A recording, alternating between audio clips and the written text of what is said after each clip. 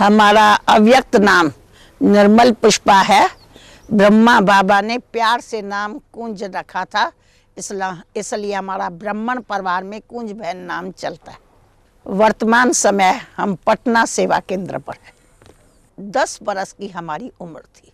हम जब अपनी लौकिक मम्मी के साथ नानी के घर जा रही थी तो रास्ते में ही जसोदा भवन, जिसको ओम मंडली कहते थे, वो था। रास्ते में ही हमने प्यारे पिताश्री का ओम के ध्वनि का मधुर आवाज़ सुना, जिसने बहुत आकर्षण की। तो हमने मम्मी को कहा कि मम्मी, यहाँ लगता है कोई सत्संग है, चलो तो चले।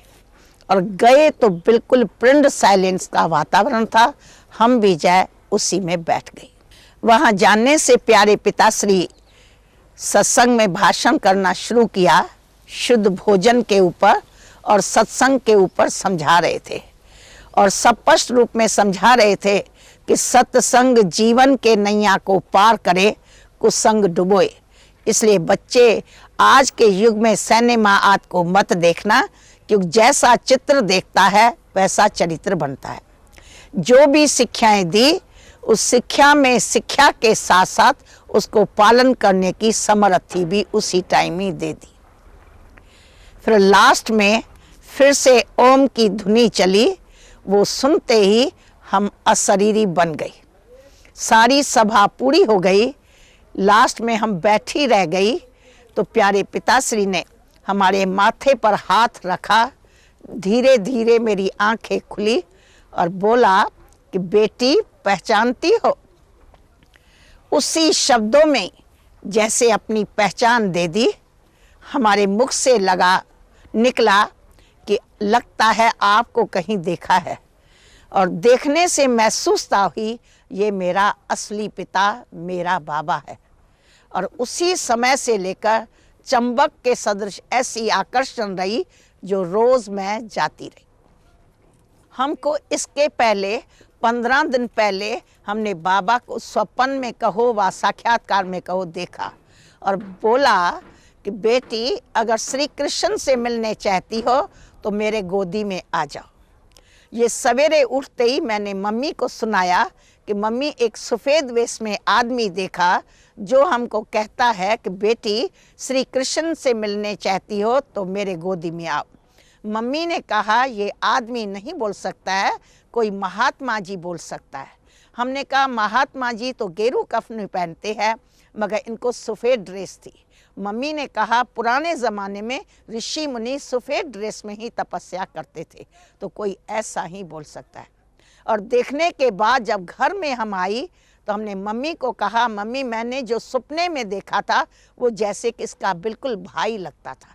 ये नहीं कहा कि यही है, मगर मेरे छोटी होने के कारण मुख से निकला, लगता है इसका भाई। उसी दिन से रोज़ सत्संग में आना शुरू किया। जब प्रथम दिवस गई तो हम मम्मी के साथ गई और सत्संग में जाते ही देखा दादी प्रकाश मणि, जो लौकिक में हमारी मासी लगती है, वो भी बैठी थी। दादी चंद्रमणि जी और बहुत ही हमारे स्कूल की सीनियर सिस्टर वहाँ बैठी हुई थी। तो जाने से लगा अपने घर के अंदर जैसे अपनापन महसूस हुआ, ऐसे हमको अनुभव हुआ। माता जी ने हमको सदा सहयोग दिया। पिताजी की तरफ से बंधन आया, मगर उस टाइम में पिताजी बॉम्बे में थे।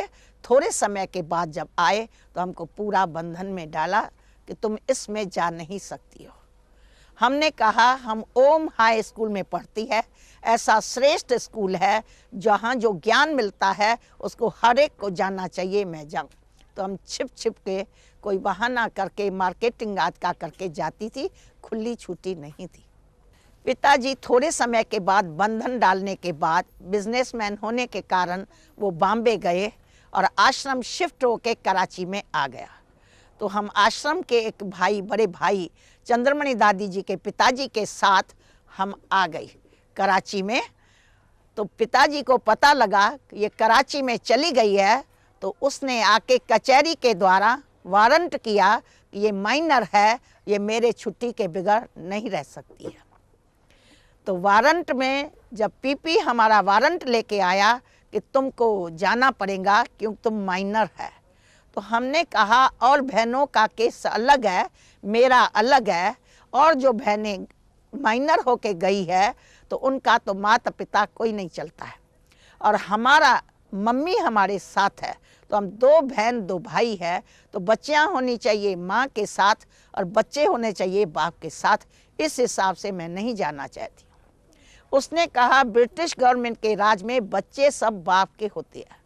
हमने उन्हें कहा कि हमें ऐसी लगन है जो अगर कोई भी कानून लगा के अगर मेरे को आश्रम से वापस भेजेंगे तो उसका आधा पाप तुम्हारे पर, आधा पाप पिताजी के ऊपर पड़ेगा।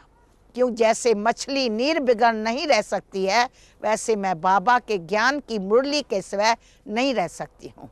इसलिए कोई भी कानून निकाल के आप ऐसा जज करना तो हम माँ के साथ रहने चाहती है। क्योंकि मम्मी और डैडी दोनों के कनेक्शन से हम पैदा हुई है, तो एक उस तरफ जाता है एक उस तरफ जाते हैं, तो हम मम्मी के साथ रहने चाहती है। इसी में हमने जब उनको कहा कि पाप, आधा पाप आपके ऊपर पड़ेगा, तो उसने कहा देखो आप कन्या है, कभी कन्या की वाणी ऐसी लग जाती है मेरे को श्राप न लग जाए। तो हमने कहा आप ये ख्याल करके अगर ईश्वर को याद करके कानून को देखेंगे तो ऐसा कानून आपको मिल जाएगा कि बच्चियां अगर माँ के साथ रहने चाहती है तो उसको कोई रोक नहीं सकता। तो जब उसने लगन से जाए कानून देखा तो कानून में ये उसको मिला कि अगर बच्ची माँ के साथ रहने चाहती है तो उसमें बाप कुछ नहीं कर सकता। इसी में हमने केस जीता। तब से लेकर हम एक रस आश्रम में सदा के लिए समर्पण हो गई और हमारा लौकिक परिवार के साथ कोई संबंध नहीं रहा। नहीं, हम खुद बंधन में थी तो हमको सहेलियों को मदद करने का मौका नहीं मिला, मगर बाबा सदा हमको कहते थे तुमको हनुमान बन के अपनी लौकिक मम्मी जिसका नाम सती था उस सीता को बचाना है। तो हम युक्ति से हमेशा बाबा के पास जाके संदेश लेके आती थी और मम्मी को बाबा के ज्ञान की मुख्य पॉइंट सुनाने से उसके अंदर शक्ति आ जाती थी जिसका बंधन काटने में सदा सहयोगी रही। बचपन से ही जैसे आई तो बाबा को जैसे देखने से हमारा परिवार से बिल्कुल नष्टोमुआ हो गई कि ये मेरा असली पिता है। जो हमारा लौकिक पिता भी हमको कहता था तुम बाबा को ही पिता मानती हो, तो हम कहती थी कि हम आपको दादा नहीं बोलती है, तो कहते बोलने से कुछ नहीं होता है, हमको महसूसता आती है कि तुम हमको बाप नहीं महसूस करती हो, तुम उसको ही मानती हो। तो हम सदा बाबा के साथ संजय में बचपन से रही। हमको दुलार से ही प्यार करके बाबा ने आगे बढ़ाया।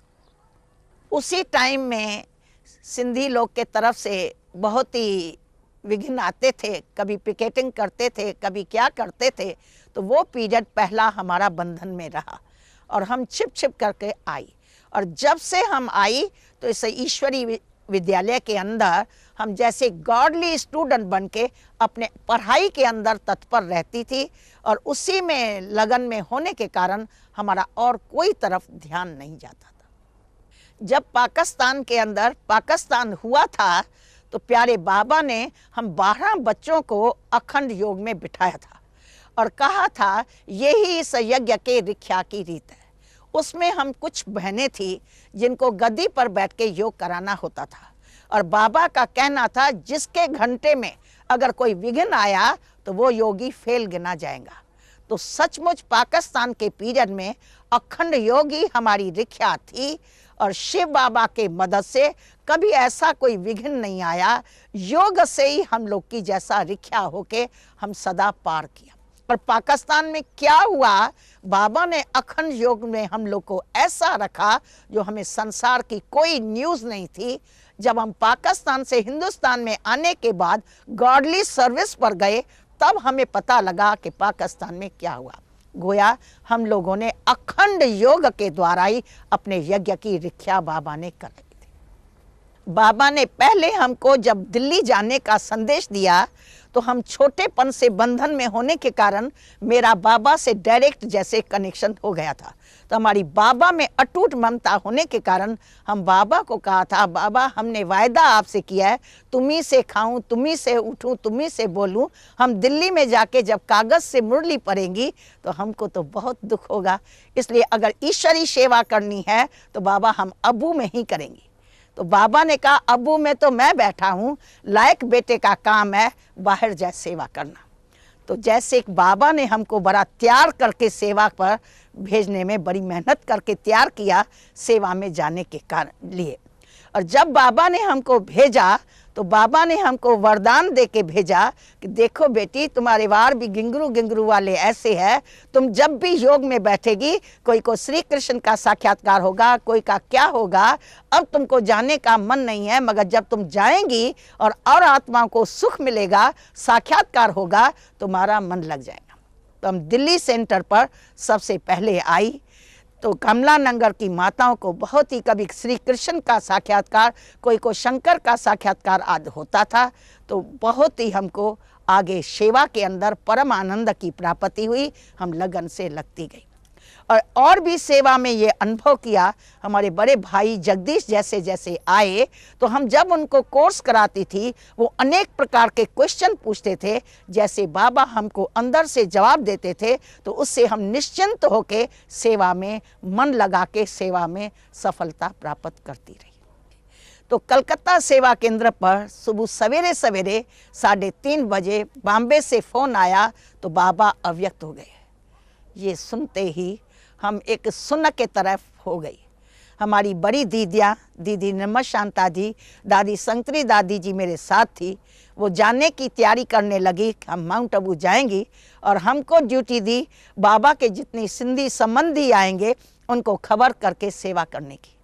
तो हम अपने दिल को बहुत मजबूत करके क्लास के गद्दी पर योग करने बैठी, और योग करते ही जैसे मैं बाबा के लव में जैसे लवलीन हो गई, और हम बाबा को कहने लगी कि बाबा जितने संदेशी है वो तो साक्षात्कार में आके आपसे मिलेंगे, हम तो संदेशी है नहीं, तो हम आपसे कैसे मिलेंगे।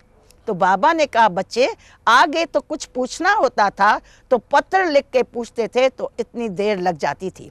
अभी बाबा का तुम बच्चों के टाइम लिपट स्पेशल टाइम बाबा से मिलने का 2 से 5 बजे का है। तुम जब भी 2 से 5 बजे योग में बैठेगी बाबा सन्मुख होगा, जो बाबा से बातें करने चाहो करने चाहो। तभी से लेकर हमको अनुभव होने लगा हमारा बाबा गया नहीं है, बाबा हमारा सदा साथ है। जिस टाइम भी हम बाबा को अमृत वेले योग में याद करेंगे तो बाबा हमारे सामने होगा। और बाबा ने जैसे हमको कहा बच्चे 2 से 5 तक हमारा टाइम बच्चों के लिए है, 5 बजे के बाद भक्तों का टाइम है, इसलिए तुम बच्चे 2 से 5 बजे जब बाबा से मिलने चाहो तो तुम बच्चों के लिए ये टाइम रिजर्व है। मम्मा को देखते ही हमको ऐसा महसूस हुआ कि ये हमारी असली माँ है। जबकि हम मम्मा को लौकिक लाइफ में भी जानते थे स्कूल आदि के कनेक्शन से, क्योंकि मम्मा गीत बहुत सुंदर गाती थी तो फंक्शन में सदा उनको देखते थे। मगर जब हम ओम मंडली में आए और मम्मा को देखा, देखने से ही लगा ये हमारी असली माँ है। माँ की भासना आई और मम्मा ने प्रैक्टिकल में माता रूप में हम सब की हर प्रकार से स्थूल सूक्ष्म पालना की। और जो मम्मा जो हम सबको शिक्षा देती थी, मम्मा गुणों की मूर्ति होने के कारण हम बच्चों को बहुत सजाया, जिसका तो मुख से वर्णन नहीं कर सकते। मम्मा हम बच्चों को सदा बोलने पर शिक्षा देती थी, बच्चे पहले तोलो पीछे बोलो, ऐसे नहीं पहले बोलो पीछे तोलो। इसलिए जब भी मुख से शब्द बोलो तो तोल के बोलो। ऐसे प्रकार से मम्मा हम बच्चों को सदा शिक्षा देती थी, बच्चे कोई का अवगुण चित्त पर नहीं देखो, गुण सबका देखो, अवगुण अपना देखो। तो मम्मा ने जैसी हम बच्चों का स्थूल सूक्ष्म में पालना करके हम सबको ऐसा सजाया, जिसके द्वारा ही हम आज शिव शक्तियाँ सेवा पर उपस्थित हैं। बाबा तो हम बच्चों को सर्व संबंधों में पालना दी, बच्चे बाप के रूप में पालना दी। जब बीमार थे तो हमारी बचपन से त्याग वृत्ति रहती थी, तो बाबा स्वयं अपने साथ बिठा के जो भी हमें खुराक देनी होती थी अपने साथ खिला के पालन किया। बाबा ने हम बच्चों से सखा के रूप में बास्केटबॉल, खेल पाल, रास विलास में सदा हम बच्चों को खिलाया। तो हम सब ने बाबा द्वारा अनुभव किया कि बाबा में शिव बाबा हमारे साथ है, जिसके साथ हमारा एक संबंध नहीं, हमारा सर्व संबंध है। जो भक्ति मार्ग में गाते थे, तुमेव माता च पिता, तुमेव बंधुश्च सखा, तुमेव विद्याधर्म, सर्व संबंधों का अनुभव हम बाबा में बाबा को देखने से अनुभव किया, जिसका तो मुख से क्या वर्णन करें। सारी जीवन 33 बरस उसके संग हर संबंध में, हर प्रकार के पालना के रूप में सर्व संबंधों का अनुभव किया। बाबा ने सबसे हमें आत्मक स्वरूप का पहचान दी। तो आत्मक स्वरूप की पहचान देने से हम बच्चे पवित्र पौधे थे। हम लोग को दुनिया का कोई अनुभव नहीं था। नेचुरल वे में हम आत्म अभिमानी स्थिति का अनुभव किया। जब भी किसको देखते थे तो जैसे कि हम सब आत्माएं आपस में भाई भाई है, वो हम सब ने नेचुरल वे में अनुभव किया। और दूसरा, हम सब का जन्म सिंधी फैमिली में होने के कारण बाबा ने खान पान, आहार विहार, संघ सोसाइटी पर सदा ज्ञान दिया। साथ साथ परमात्मा पिता का बाबा ने हम बच्चों को सरल रूप में ऐसा परिचय दिया जो हम छोटे बच्चे सहज पहचान सके। बाबा ने कहा, प्रत्येक मनुष्य को 2 बाप है, एक लौकिक, एक परलौकिक। लौकिक पिता शरीर का पिता है, परलौकिक पिता आत्मा का पिता है। उस पिता का नाम, रूप, ऑक्यूपेशन, गुण, कर्तव्य को जानना चाहिए। तो हम सहज ही परमात्मा पिता का परिचय बाबा के द्वारा जाना, और बाबा जो जाना, जो पहचान देते थे, उसमें जैसे कि हमारी बुद्धि के अंदर सेट हो जाती थी, यही ट्रुथ है। और उससे नेचुरल वे में हम सब ने अपनी जीवन प्रैक्टिकल में बनाई। हम लोग हर प्रकार की यज्ञ की मनसा वाचा कर्मणा सेवा करते थे। हम सब यज्ञ के अपने को मम्मा बाबा के सेवा के साथी बच्चे जन्म से लेकर समझते थे। इसलिए कैसा भी डिफिकल्ट काम होता था, उसमें सदा हाँ जी का पाठ सदा करते थे। तो उस प्रकार से हम छोटेपन में बस सर्विस में भी दीदी के साथ, साइकिल, सब डिपार्टमेंट के अंदर सब में रहे। बाबा हम बच्चों को सेवा के लिए अबू में आए तो हमें रेशन डिपार्टमेंट के ऊपर बाबा ने रखा था। तो रेशन डिपार्टमेंट के अंदर कराची में मैं असिस्टेंट थी। हमको कहा यहाँ तुम हेड बनना। तो हमने बाबा को कहा, बाबा, मम्मा ने कहा, तो मैंने कहा मम्मा हम हेड नहीं बनेंगी, हम असिस्टेंट बनेंगी। तो बाबा ने, मम्मा ने जब बाबा को सुनाया तो बाबा ने कहा ठीक है, शिव बाबा के भंडारे का हेड तो बाबा ही है, तुम मेरा असिस्टेंट है। तो बाबा ने हमको लास्ट में रेशनिंग डिपार्टमेंट के ऊपर रखा था। उसमें प्यारे बाबा एक दिन में सारे मास का राशन आता था। हमारा प्यारा बाबा स्वयं मम्मा और बाबा गेहूं सफा करने बैठते थे और हमको कहते थे कि बोर्ड पर लिख दो कि आज नींद हराम है। बस हमको कहते थे जो भी सोया हुआ है उनका नाम लिखिए। तो मैं जब जिस कमरे में जाती थी, हमारी सखियां देखती थी तो सब हमको कहते हम आ रहे हैं। हमारी प्यारी सखियां हैं, उनका हम नाम कैसे लिख के आए। हम उनको कहती थी हम धीरे धीरे चल रही है, आप जल्दी से सेवा में बाबा के पास पहुंच जाओ। उसके अलावा का हमें अनुभव है, हम जब अबू में थी तो हमारी ड्यूटी थी अबू में जितने गेस्ट आते थे उनको कोर्स कराने की।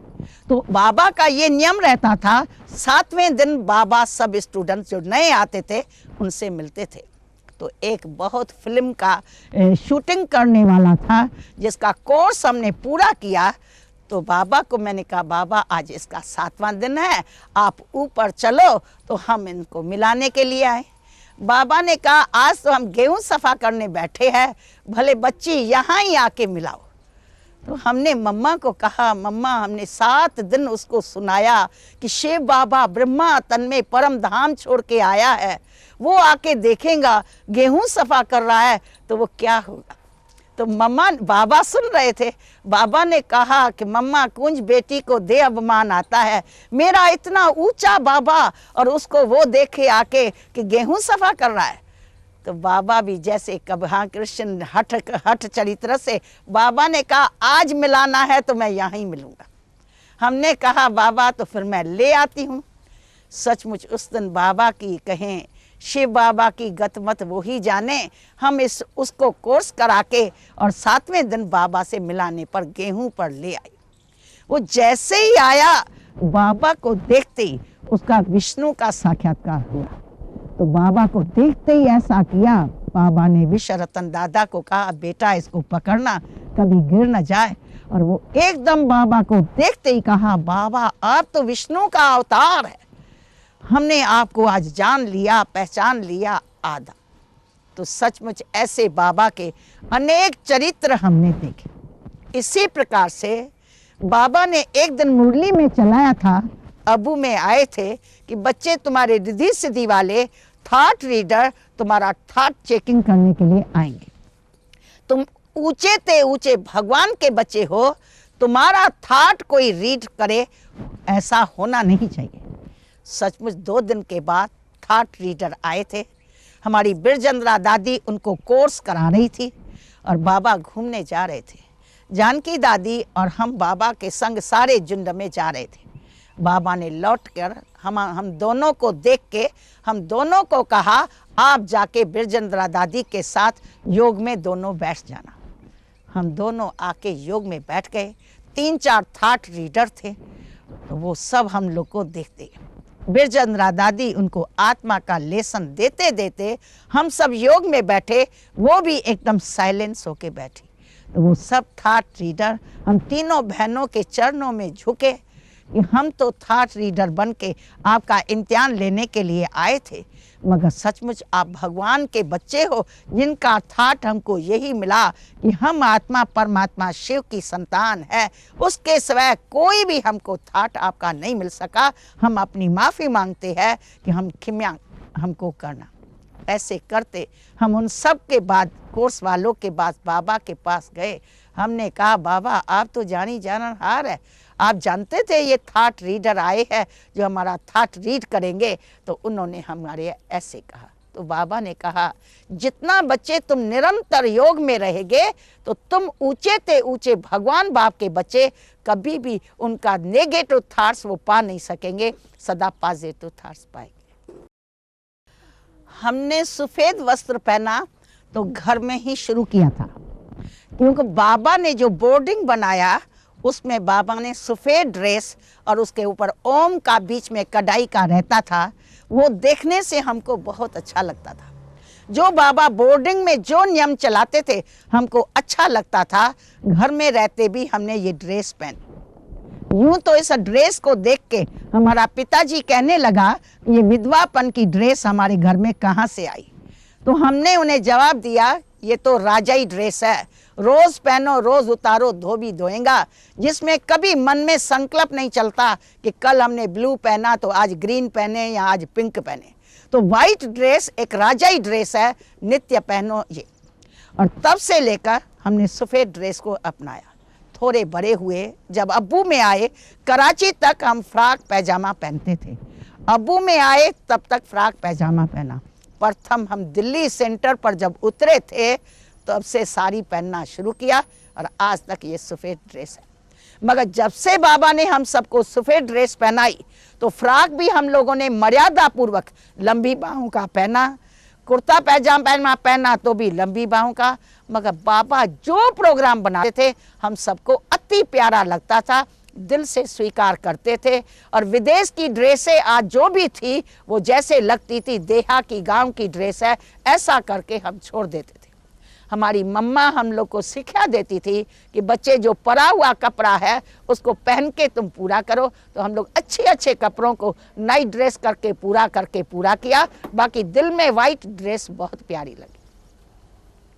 और संगठन में रहने के लिए हमें कभी भी कोई तकलीफ नहीं हुई, क्योंकि अपनी बुद्धि को सदा हमने बाबा के पढ़ाई पढ़ने में, पॉइंट्स लिखने में बिजी किया।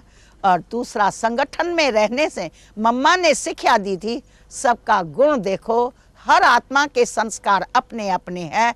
तो वो शिक्षा मिलने से सबका गुण देखना है। हम एक ही परिवार है, जिस कारण हमको सारे संगम युग में 60 बरस के अंदर किससे भी कभी एडजस्ट होने में, किसका किसके बड़ा बन के छोटा बना के हैंडलिंग करने में और छोटा बन के बड़ों के अंडर रहने में हमको कभी भी कोई मेहनत नहीं करनी पड़ी। नेचुरल वे में हमने अपनी सारी जीवन को व्यतीत किया। फिल्म देखने वालों के प्रति हमारा ये मैसेज है, सचमुच ये जो भी ये कहानी देखेंगे वो ही यदा यदा परमात्मा के अवतरण की कहानी है, जो परमात्मा पिता शिव यदा यदा के वायदे अनुसार अवतरित होके अपने बच्चों को अध्यात्मक ज्ञान की, सहज राजयोग की और दैवी गुणों की शिक्षा देके मनुष्य से देवता, नर से श्री नारायण, नारी से श्री लक्ष्मी बनाने की अथवा घर घर को स्वर्ग बनाने की शिक्षा दे रहा है।